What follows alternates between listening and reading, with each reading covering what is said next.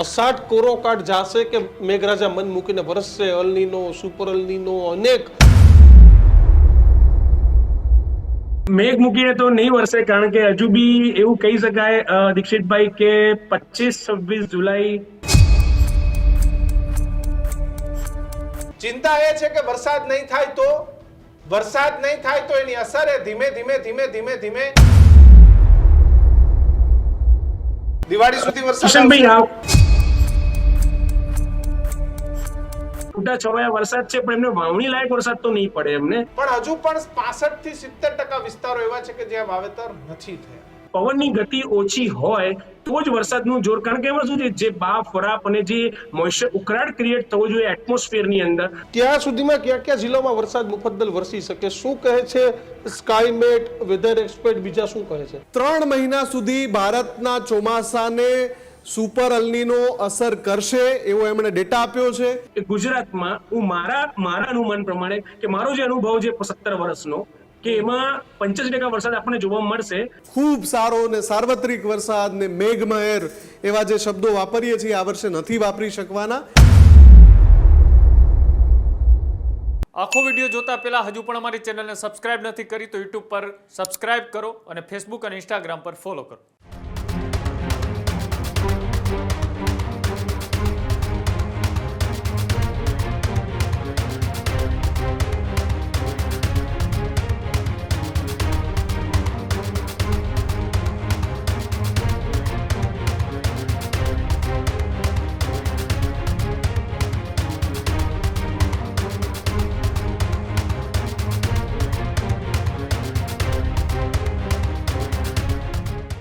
નમસ્કાર, વિશેષ રજૂઆત ગર્જનાત સાથે હું કિશન કાટલિયા આપનું હાર્દિક સ્વાગત કરું છું. અને હું છું દીક્ષિત ઠકરાર.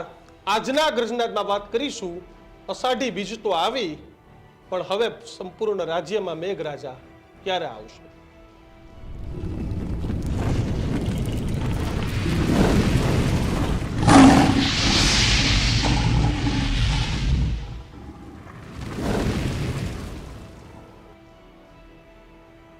ખેડૂતથી લઈ, વેપારીથી લઈ અને નાનામાં નાની ગૃહિણી સુધી અને નાના બાળકોનો પ્રિય એવો વરસાદ, એના તરફ સૌ કોઈ મીટ માંડીને બેઠા છે. ઘણા બધા લોકોને એવું થાય કે વરસાદ એટલે માત્ર ખેડૂતો, તો ના, વરસાદ એ આખી ઇકોનોમીની સિસ્ટમ છે. કારણ કે વરસાદ થશે, પાકો થશે, પાક થશે તો એ પાક માર્કેટમાં વેચાવા જશે, ખેડૂતો પાસે પૈસા આવશે, ખેડૂતો સહિત, મજદૂરો સહિત એની સાથે જોડાયેલી તમામ ઇન્ડસ્ટ્રી, તમામ લોકો પાસે ખરીદ શક્તિ વધશે, અને ખરીદ શક્તિ વધશે તો માર્કેટમાં પૈસો ફરતો થશે. ચિંતા એ છે કે વરસાદ નહીં થાય તો એની અસર એ ધીમે ધીમે, કારણ કે કોમોડિટી સાથે આપણે જોડાયેલા છીએ બધા જ, અને વરસાદ નહીં થાય તો એની અસર આગામી 15 દિવસ, મહિનો દિવસમાં બધા જ ક્ષેત્રની અંદર જોવા મળશે. રથયાત્રા પર સૌને વિશ્વાસ છે કે જગતનો નાથ જગન્નાથ જ્યારે નગરચર્યાએ નીકળશે તો સૌ કોઈને એવી આશા છે કે આ વખતે અમી છાંટણા નહીં, પરંતુ ભગવાન એ મન મૂકીને વરસાદ વરસાવશે. હજુ સુધી સૌરાષ્ટ્રના મોટા ભાગના જિલ્લા, એટલે કે જામનગર લઈ લો, દ્વારકા લઈ લો, રાજકોટ લઈ લો, કે પછી ભાવનગર લઈ લો, અમરેલી લઈ લો, કે જુનાગઢ જિલ્લા લઈ લો, કચ્છ લઈ લો, તો ત્યાં હજુ સુધી વાવણીઓ નથી થઈ. ઉત્તર ગુજરાતમાં વાવેતર નથી થયા. મધ્ય ગુજરાતમાં ક્યાંક વરસાદ સારો પડ્યો એટલે વાવેતર થઈ ગયા, અને દક્ષિણ ગુજરાતની વાત કરવામાં આવે તો સુરત સહિતના વિસ્તારોમાં એવો સારો વરસાદ પડ્યો કે ત્યાં વાવેતર થઈ ગયા. પણ હજુ પણ 65 થી 70% વિસ્તારો એવા છે કે જ્યાં વાવેતર નથી થયા. આ તમામ લોકો દીક્ષિત વરસાદની મીટ માંડી રહ્યા. એટલે આજનો ગર્જનાત ખાસ ખેડૂતો માટે, કારણ કે અષાઢી બીજની પૂર્વ સંધ્યાએ આપણે અત્યારે વાત કરી રહ્યા છે, ને એવી આશા હોય કે અષાઢી બીજ સુધીમાં એક રાઉન્ડ વરસાદ તો પૂરો થઈ ગયો હોય, અને અષાઢી બીજના પણ અમી છાંટણા થાય, ઘણા બધા વિસ્તારોમાં વરસાદ પણ પડે, પણ અષાઢ કોરો કાઢ જાશે કે મેઘરાજા મન મૂકીને વરસશે અલનીનો સુપર અલનીનો અનેક આ મુદ્દા આ વખતે છે. તો આ જ મુદ્દા આજના ગર્જનાતમાં ચર્ચા કરવી છે કે હવે અષાઢ મહિનો કેવો જશે. આપણી સાથે ગર્જનાતમાં ચર્ચા કરવા માટે ચિરાગ શાહ, કે જેઓ વેધર એક્સપર્ટ છે, અને તેની સાથે જ મુફદ્દલ કપાસી, આ બંને જોડાયા છે. ચિરાગભાઈ, અષાઢ કોરો કાઢ જશે કે મેઘ મૂકીને મેઘરાજા વરસવાના છે? મેઘ મૂકીને તો નહીં વરસે, કારણ કે હજુ બી એવું કહી શકાય દીક્ષિતભાઈ કે 25-26 જુલાઈ બાદ આપણી બંગાળની ખાડી મજબૂત બનશે. એટલે અત્યારે શરૂઆત થઈ ગઈ છે કે ત્યાં આગળ મતલબ ભેજના વાદળોનો સંગ્રહ થઈ રહ્યો છે અને લો પ્રેશર ક્રિએટ થવાની શરૂઆત ધીમે ધીમે થઈ રહી છે. એટલે 25-26 જુલાઈ બાદ આપણે ગુજરાતની સ્થિતિની વાત કરીએ ત્યારબાદ આપણે વરસાદનું એટલે મોન્સૂન છે કે ચોમાસું છે એ 25-26 જુલાઈ બાદ ગુજરાતમાં આપણને અત્યારે હું મારા મોડલના દ્રષ્ટિએ જોઈ રહ્યો છું. એટલે હાલમાં એવું કહી શકાય કે અત્યારે દક્ષિણ ગુજરાત તરફ એક નાનું મોટું ટ્રફ જનરેટ થયું છે, જેના લીધે આવનારા 3 દિવસમાં આપણે ગુજરાતના દક્ષિણ ગુજરાત છે, સૌરાષ્ટ્રના ઘણા બધા વિસ્તાર છે અને પંચમહાલનો જિલ્લો છે, ઉત્તર ગુજરાતમાં ક્યાંક હળવોથી સામાન્ય વરસાદ પડી શકે તેવી સંભાવના હાલમાં છે. હવે આ આખી સિસ્ટમ બનતા હજુ બી મને લગભગ લાગી રહ્યું છે કે 10 દિવસ, આજે 15 તારીખ છે, હજુ 10 દિવસ બાદ બંગાળની ખાડી સક્રિય બને, લો પ્રેશર ક્રિએટ થાય, લોમાંથી વેલમાર્ક લો પ્રેશર બને, તો લગભગ એ જે સિસ્ટમ છે એ બી પાછી આપણા ગુજરાત તરફ પ્રયાણ કરે, જે ગઈ વખતે મધ્ય ગુજરાત આવીને અટકી ગઈ હતી અને ગુજરાતના પરથી પસાર થાય તો લગભગ 26-27 જુલાઈ પછી આપણા ગુજરાતની અંદર પ્રોપર મોન્સૂનની પેટર્ન આપણને જોવા મળશે. એટલે 99% કેસમાં એ સંભાવના છે. અને હવે જે રીતના મતલબ અત્યારે જે મતલબ ત્યાં આગળ બંગાળની અંદર જે પ્રેશર ક્રિએટ થઈ રહ્યું છે અને ત્યાં આગળ જે મોઇસ્ચર કન્ટેન્ટનું જે મોનિટરિંગ અત્યારે જોઈ રહ્યા છીએ અમે, એ હેવી થવા માંડ્યું છે. એટલે ડેફિનેટલી કે 25-26 જુલાઈ પછી અષાઢના લગભગ 10 દિવસ પછી આપણને ગુજરાતમાં મોન્સૂન જોવા મળશે. બિલકુલ ચિરાગભાઈ, ખેડૂતોને હવે શું કરવું જોઈએ? કારણ કે વાવણીઓનો સમય જતો રહ્યો છે. કદાચ પાછળથી વરસાદ ગમે એટલો આવે પણ વાવણીનો સમય જતો રહે પછી ખેડૂતો માટે ખૂબ મુશ્કેલી. તો આગામી સમયમાં તમે ચોમાસાની કેવી રીતે ગતિવિધિ જોઈ રહ્યા છો? કેવી રીતે ચોમાસું ચાલશે? દિવાળી સુધી વરસાદ કિશનભાઈ, આ વખતે એવું છે કે સુપર અલ્નીનો હતું અને આ વખતે સમટાઈમ એવું બની રહ્યું છે કે સુપર અલ્નીની અંદરની જે સાયકલની મતલબ જે વરસાદની જે પેટર્ન હોય છે એ પેટર્નમાં ડેફિનેટલી 10-12 દિવસનો ગેપ રહે છે. અને આ જે પહેલા પણ અલ્નીનોની અંદર આપણે 1 વીકનો ગેપ જોતા હતા, પણ અત્યારે સુપર અલ્નીનો છે એટલે 10 થી 12 દિવસનો આપણને ગેપ જોવા મળે. એટલે ખેડૂતોને મારો એક મેસેજ એ છે કે જે બી વાવણી માટે એમને જે પ્રિપરેશન કરી હોય, તો મેં આગળ બી એક વસ્તુ એમને કીધી હતી કે તમે આજુબાજુમાંથી ક્યાંક પાણીનો મતલબ બંદોબસ્ત થતો હોય, પાણીનો સંગ્રહ કરી શકતા હો, કાં તો કોઈ બી જગ્યાએ એમને સરકાર ક્યાંક મદદરૂપ થતી હોય કે પાણીના ટેન્કર દ્વારા જો એમને થતું હોય, એની જો આયોજન કરી રાખે તો એમને આવનારા પાકમાં પ્રોબ્લેમ ના થાય. અને જો હજુ વાવણી ના કરી હોય તો ડેફિનેટલી 24 કે 25 તારીખની ગણતરી રાખે, 24-25 તારીખમાં લગભગ અમારું જે મોડલનું અનુમાન તો કોઈ દિવસ આજ સુધી ખોટું પડ્યું નથી. એટલે 24-25 જુલાઈ બાદ વરસાદનો રાઉન્ડ છે. એટલે ડેફિનેટલી હું તો ગુજરાતમાં, આખા ગુજરાતની વાત કરું છું કે આખા ગુજરાતમાં દરેક ખેડૂત મિત્રોએ 24-25 પછી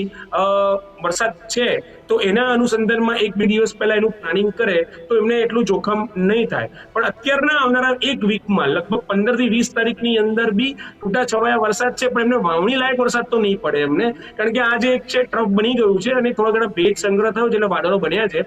પણ આ વખતે જે સૌથી મોટો પ્રોબ્લેમ થયો કે આપણે કહેવાય ને કે એક સારી સિસ્ટમ, સારી વસ્તુની અંદર પાછો આપણે બહુ મોટો વિક્ષેપ કરી નાખ્યો સુપર અલ્નીનોએ.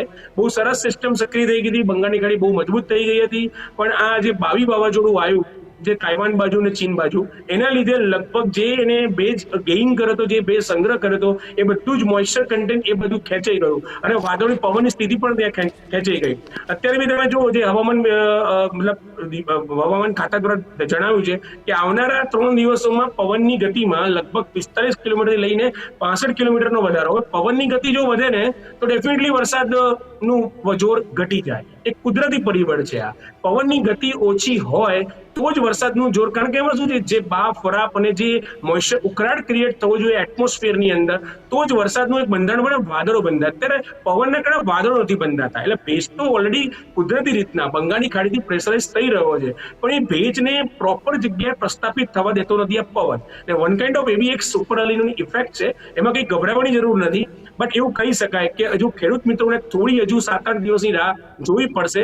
અને 24-25 જુલાઈ અત્યારે અમારા મોડેલમાં બહુ સક્રિય બતાવી રહી છે. અને જે આપણો ઇન્ડિયન ઓશિયન ડાયપોલ છે આયોડી, એ થોડોક હવે ન્યુટ્રલ ફેઝમાં આવ્યો છે પોઝિટિવમાંથી. એટલે એમાં બી એક જે સારા સમાચાર હતા એમાં બી થોડું ઘણું અમને નેગેટિવ અત્યારે હાલના સંજોગોમાં છે. એટલે હવે એ આયોડી લગભગ 23-24 સુધીમાં કદાચ એની સ્થિતિમાં ફેરફાર થશે અને ડેફિનેટલી એ સિસ્ટમ સક્રિય થશે, લોમાં પ્રેશર બનશે, બંગાળી ખાડી એક્ટિવ થશે, એટલે આપણને ગુજરાતની અંદર વરસાદ ડેફિનેટલી આપણને કિશનભાઈ જોવા મળશે.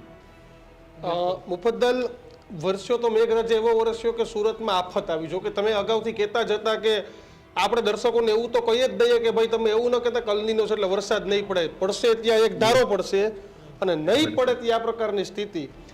ઘણા બધા કિશને વાત કરી તેમ સૌરાષ્ટ્રના મોટા ભાગના વિસ્તારો ખાલી છે, ઉત્તર ગુજરાત ખાલી ખમ છે, દક્ષિણ ગુજરાતમાં મેઘરાજો મન મૂકીને વરસ્યો, પણ મધ્યમાં પણ ઘણા બધા જિલ્લાઓ છે. તો ત્યાં સુધીમાં કયા કયા જિલ્લામાં વરસાદ મુફદ્દલ વરસી શકે? શું કહે છે સ્કાયમેટ, વેધર એક્સપર્ટ, બીજા શું કહે છે?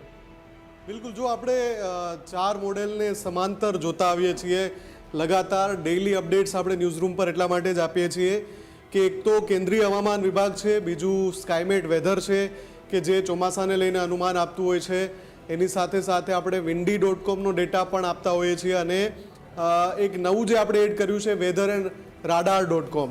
આ ચારેય ગુજરાતમાં ચોમાસાનું 24 કલાકનું અનુમાન આપતા હોય છે. 24 કલાક પછી એ અનુમાનમાં બદલાવ લાવતા હોય છે અને આગામી 5 દિવસ 10 દિવસ સુધીનું એમનું અનુમાન હોય છે કે ક્યાં કેટલો વરસાદ પડી શકે.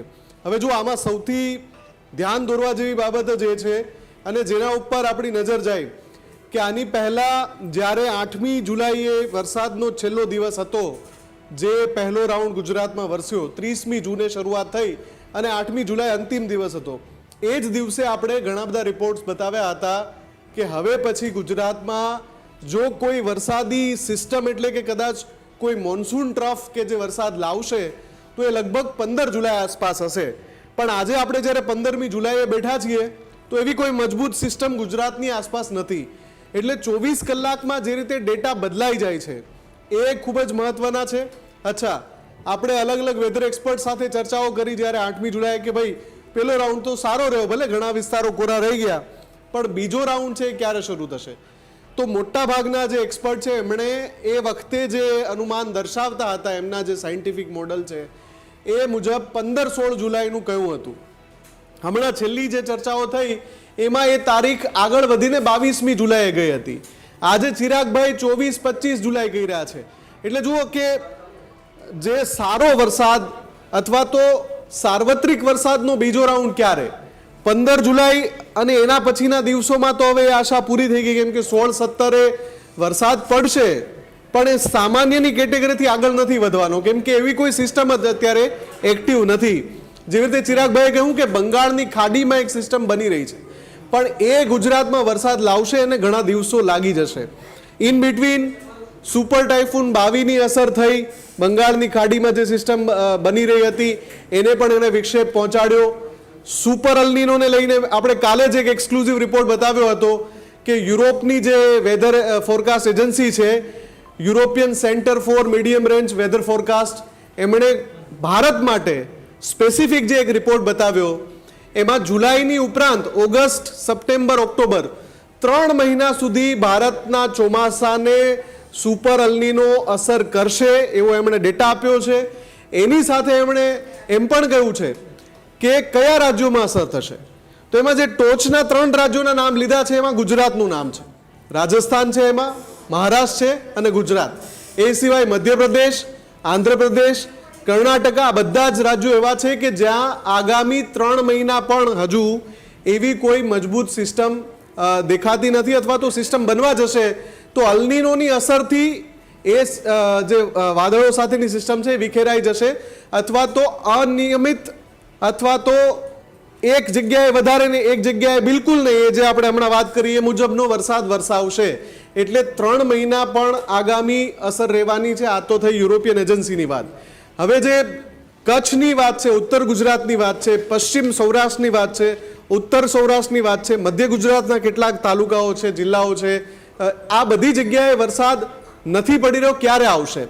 જો 22 અને 23મી જુલાઈએ જે સિસ્ટમની વાત થતી હતી, ચિરાગભાઈ જો એને હવે 24-25 કહેતા હોય તો એ અંતિમ સપ્તાહ ઉપર જ હવે મદાર છે કે જેમાં સાર્વત્રિક કહી શકીએ એવો વરસાદ થશે, કેમ કે ત્યારે 1-2 સિસ્ટમ બનવાની સંભાવનાઓ દેખાઈ રહી છે.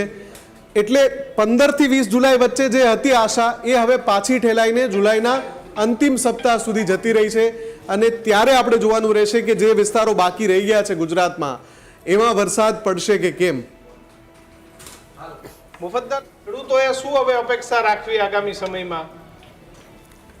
જો બિલકુલ થોડા દિવસ પહેલા જ કેન્દ્રીય કૃષિ મંત્રી શિવરાજ સિંહે પ્રેસ કોન્ફરન્સ કરીને કહ્યું કે અલનીનોની જે અસરોની સંભાવના છે એને લઈને કેન્દ્ર સરકારે એક કન્ટિન્જન્સી પ્લાન તૈયાર કર્યો છે અને એ કન્ટિન્જન્સી પ્લાનમાં ગુજરાતનું નામ છે. હવે આમાં સૌથી અગત્યની વાત એમણે અંડરલાઈન કરીને જે કહી એ છે કે જે બિયારણ છે એ બિયારણ અત્યારે તો વાવણી જેણે કરી નાખી છે, જેણે રાહ જોઈ છે એ વાત અલગ છે, પણ જે 30મી જૂનથી 8મી જુલાઈ સુધી વરસાદ પડ્યો ગુજરાતના અલગ અલગ વિસ્તારોમાં, એ વરસાદના કારણે ઘણા બધા વિસ્તારોમાં વાવણી થઈ ગઈ, પણ જે બીજો રાઉન્ડ ડીલે થઈ રહ્યો છે એના કારણે જો એ પાક ખરાબ થાય તો કેન્દ્ર સરકારે લાખો ક્વિન્ટલ બિયારણનો જથ્થો રિઝર્વમાં મૂક્યો છે. આ શિવરાજસિંહે કહ્યું. એમાં ગુજરાત માટે પણ કન્ટિન્જન્સી પ્લાન છે. એક અલનીનો મોનિટરિંગ કમિટીની પણ રચના થઈ છે જે આખી પરિસ્થિતિ જોઈ રહી છે. ગુજરાત ઉપર એની નજર છે. નોડલ ઓફિસર નિયુક્ત કરાયા છે જે કૃષિ મંત્રાલય સાથે સંપર્કમાં છે અને સતત એ ધ્યાન રાખી રહ્યા છે કે ભાઈ ગુજરાતમાં પણ ઘણા બધા વિસ્તારો છે જ્યાં વાવણી સંભવ જ નથી થઈ, તો ત્યાં શું કરવું. અચ્છા, એમને ગ્રાઉન્ડ ઝીરો પર જઈને ખેડૂતો સાથે સંવાદ કરીને એમને સમજાવવા કે ભાઈ હવે જે શક્યતાઓ છે એ ખરીફ પાકમાં એવા પાકની શક્યતા છે કે જેમાં પાણી ઓછું જોઈએ અથવા તો ઓછા સમયગાળા માટે વરસાદ પડે, પાછોતરો વરસાદ પડે તો એ પાક બચી જાય. એવા જ પાક જેને પાણી વધારે જોઈએ છે એવા પાક ન વાવવા. આ બધું કામ અત્યારે શરૂ થઈ ગયું છે અને હજુ પણ જો બીજો રાઉન્ડ છે એ 24-25થી આખું જે જુલાઈનું અંતિમ સપ્તાહ છે એમાં વરસ્યો તો ઠીક છે, નહીતર ઘણા ખરા અંશે એવું પણ થશે કે પહેલા રાઉન્ડમાં જેણે વાવણી કરી નાખી હતી અરાઉન્ડ 30 જૂન આસપાસ કે જુલાઈના 1-2 તારીખ આસપાસ, એમને કદાચ એવું પણ બને કે ફરીથી વાવણી કરવાની નોબત આવે. તો એના માટે કેન્દ્ર સરકારે બિયારણ રિઝર્વ રાખ્યું છે. કેન્દ્ર સરકારે બિયારણ ખેડૂતો સુધી પહોંચાડશે અને બીજી વાર વાવણી સંભવ બનશે. પણ પરિસ્થિતિ દર વર્ષની જેમ સામાન્ય નથી, એ નગ્ન સત્ય છે, એને બધાએ સ્વીકારવું પડે. બિલકુલ. ચિરાગભાઈ, જે પ્રમાણે સ્થિતિ કહી, તમે કીધું બીજો રાઉન્ડ, મુફદ્દલે પણ કીધું ખેડૂતોએ અત્યારે શું કરવું, વેઇટ એન્ડ વોચ, કારણ કે આપણે બીજો રાઉન્ડની વાત કરી, પહેલા અને બીજા રાઉન્ડમાં પણ ઘણો બધો ગેપ દેખાયો. આખી સિઝનમાં તમે અગાઉ કીધું કે 80-85% વરસાદ રહેશે.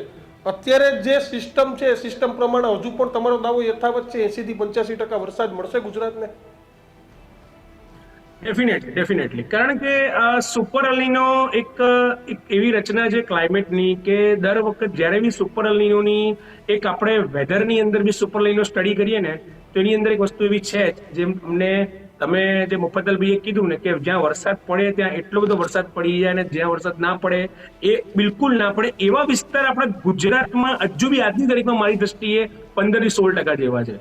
બાકીના 85% વિસ્તારમાં ક્યાંય એવો હજુ આવનારા 2-3 મહિના આપણી પાસે છે એ સિઝનની અંદર જે વરસાદની જે ટોટલ જે આપણી ઇન્ટેન્સિટી છે એ ડેફિનેટલી આપણને જોવા મળશે, કારણ કે સુપર અલનીનો છે.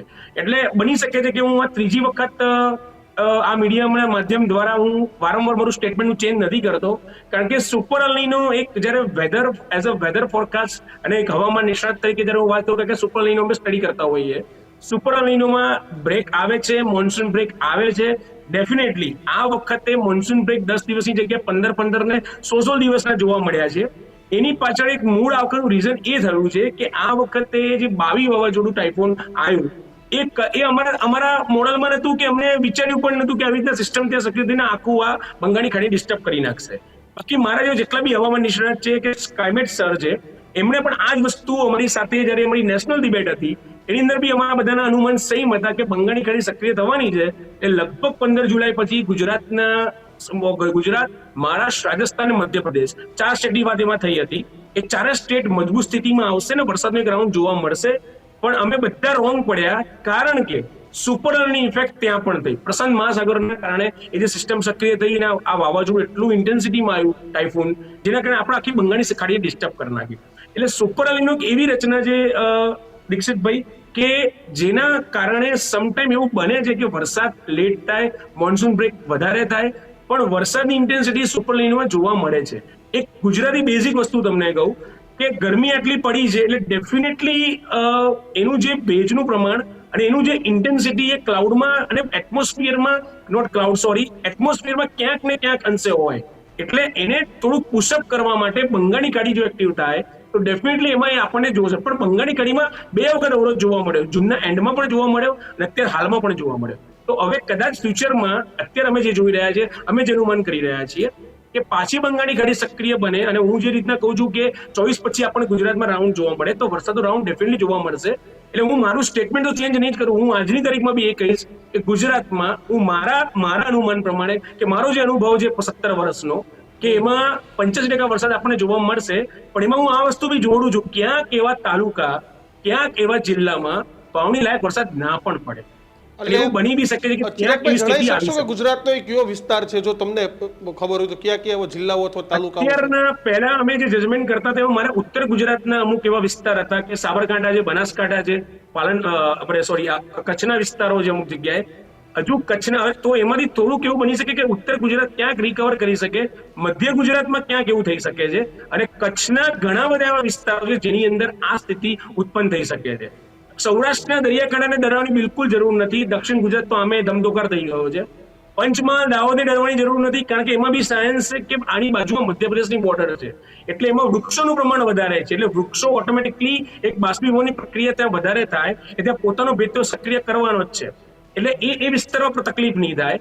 ઉત્તર ગુજરાત, મધ્ય ગુજરાત અને જે કચ્છનો વિસ્તાર છે, મધ્ય ગુજરાતમાં જે સિટી વિસ્તારના એરિયા છે લાઈક આપણું અમદાવાદ છે, આણંદ છે, ગાંધીનગર છે, ત્યાં વરસાદની સ્થિતિ થોડી ઓછી રહે.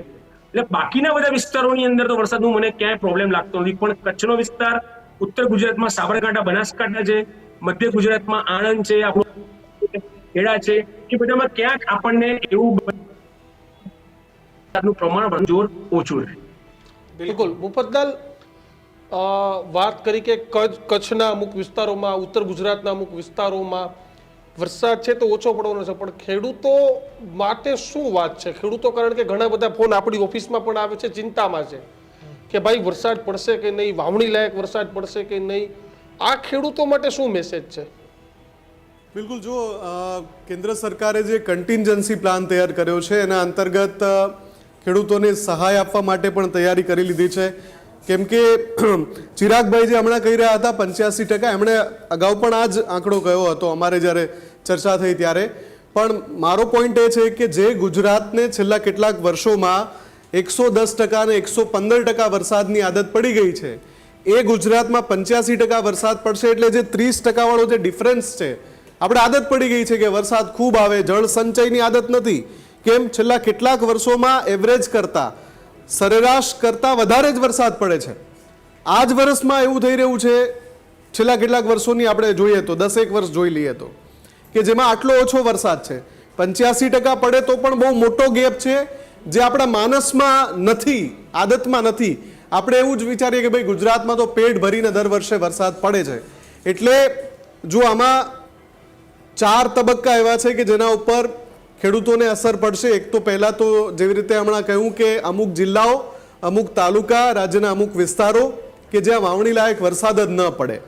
તો એવા સંજોગોમાં જે રીતે કેન્દ્ર સરકાર તૈયારી કરીને બેઠું છે, રાજ્ય સરકાર સાથે સંવાદ પણ ચાલી રહ્યો છે કે વાવણી એવા જ ક્રોપની કરવી પડશે, એવા જ પાક લેવા પડશે કે જે ઓછા પાણીમાં થતા હોય.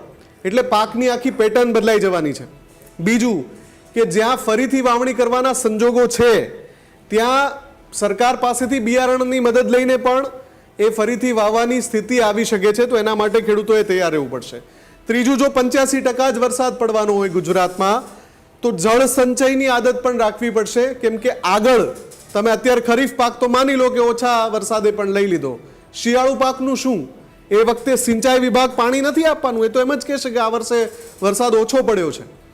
ચોથું કે ખેડૂતોની સાથે સાથે એટલા જ ઇક્વલી જોડાયેલા છે પશુપાલકો. તો પશુપાલકોને સૌથી વધારે અગત્યનો છે ઘાસચારો. કેમ કે ઘાસચારા વગર એ જે આખી એમની ચેઇન છે એ ચેઇન બ્રેક થાય. તો ઘાસચારાનો અભાવ જે સર્જાય એના માટે પણ તૈયારી કરવાની છે. અને પછી નેક્સ્ટ કે ઉનાળો જ્યારે આવશે, ચલો ચોમાસું જતું રહ્યું, શિયાળું જતું રહ્યું, ઉનાળામાં શું થશે? ઉનાળામાં પીવાના પાણીની પ્રાથમિકતા રહેવાની, એટલે ત્યાં પણ સિંચાઈનો કાપ મુકાવાનો. અચ્છા, ઉનાળામાં ઘાસચારાની કેવી તંગી પડશે, એટલે જે કાપ છે ને, જે 115% ને 85% વચ્ચેનો ગેપ છે ને, એ ગેપને સમજવા માટે દરેક વ્યક્તિએ તૈયાર રહેવું પડશે. આપણે એવું નથી કહેતા કે 85 અથવા એનાથી ઓછો આવશે. માની લો કે પાછોતરો વરસાદ ખૂબ સારો થાય, જેવી રીતે આપણને ખબર નહોતી, ચિરાગભાઈ હમણાં કહ્યું કે ભાઈ સુપર ટાઇફૂન 22 ને તો અમે કન્સિડર જ નહોતા કરતા અમારી સિસ્ટમમાં. એણે બંગાળની ખાડીમાંથી ભેજ ખેંચી લીધો, એટલે જે વરસાદી સિસ્ટમ જે ભારતને ફાયદો કરે, મધ્ય ભારતને ફાયદો કરે કે પશ્ચિમ ભારતને ફાયદો કરે, એને સીધી અસર થઈ. મોન્સૂન બ્રેક આ વર્ષે 3જી વાર આવ્યું છે, 3જી વાર. આની પહેલા કેરળમાંથી એન્ટર થઈને તેલંગાણા પાસે 14 દિવસ રોકાઈ ગયું હતું, પછી ગુજરાતમાં એન્ટર થઈને સુરત પાસે રોકાઈ ગયું હતું 8 દિવસ, વળી અત્યારે 3જો મોન્સૂન બ્રેક ચાલી રહ્યો છે. આવી સિચ્યુએશન કે જ્યાં સંપૂર્ણપણે અનિશ્ચિતતાઓ છે અલ્નીનોના કારણે, ત્યાં દરેક વ્યક્તિએ તૈયાર રહેવું પડશે. ખેડૂતો તો આટલા વર્ષોથી એમને અનુભવ હોય છે કે આવી પરિસ્થિતિ આવે ત્યારે શું કરવું, પણ એમને સ્વીકારી લેવું પડશે કે એ પરિસ્થિતિ આવી છે, અલ્નીનોની અસર છે. બીજી બધી સુપરનેચરલ અસરો પણ થઈ રહી છે, ટાઇફૂન 22 જેવી. એટલે પાછોતરો વરસાદ પણ જો સારો પડી જાય, 90% સુધી પણ પહોંચી જાય, તો પણ આપણે જે ખૂબ સારો ને સાર્વત્રિક વરસાદ ને મેઘમહેર એવા જે શબ્દો વાપરીએ છીએ આ વર્ષે નથી વાપરી શકવાના. એના માટે સૌએ માનસિક રીતે તૈયાર રહેવું પડશે. બિલકુલ. આભાર મુફદ્દલ અને ચિરાગ, આપ બંનેને અમારી સાથે જોડાઈને માહિતી આપવા બદલ. તો બસ જય જગન્નાથ, અને ભગવાન જગન્નાથના આજના દિવસે આપણે બધાએ તો કાંઈ, કારણ કે એક બાજુ સાયન્સ છે તો બીજી બાજુ શ્રદ્ધા છે. આપણે ભગવાનને પણ સાથે મળીને એ જ પ્રાર્થના કરીએ કે આપણું આવનારું વર્ષ સારું જાય, કારણ કે કિશને શરૂઆતમાં જ કહ્યું કે ચોમાસું સારું જાય તો તમામ વસ્તુ સારી જાય. ખેડૂત પાસે પૈસા આવે તો ખેડૂત બજારમાંથી માલ લે, માલ વેચે, એ પૈસા માર્કેટમાં ફરતા થાય, ખેડૂતને 2 પૈસા મળે, અનાજ માર્કેટમાં આવે, એટલે કે આખી ઇકોનોમિક સિસ્ટમ છે તે ખેડૂત પર આધારિત છે. ત્યારે બસ આજના દિવસે એ જ કુદરતને પ્રાર્થના, ભગવાન જગન્નાથને પણ અષાઢી બીજની પૂર્વ સંધ્યા એ જ પ્રાર્થના કે બસ એવો વરસાદ વરસાવો કે એ અમે આફત નહીં પણ ખરેખર ખેડૂતને સોનારૂપી જે વરસાદ જોયો છે તે મળી જાય. કિશન, બિલકુલ. તો તમારું શું માનવું છે, તમે વાવણી કરી છે કે નહીં, એ ખાસ કમેન્ટ સેક્શનમાં લખજો. કારણ કે વિજ્ઞાન કે બધુંય આખરે આપણે બધાય એ ઈશ્વરના ભરોસે છીએ, ભગવાનના ભરોસે છીએ. તો ખાસ ન્યૂઝરૂમ ગુજરાતને વરસાદના અપડેટ માટે લાઇક, શેર અને સબસ્ક્રાઇબ કરવાનું ભૂલતા નહીં. જોતા રહેજો ન્યૂઝરૂમ. નમસ્કાર.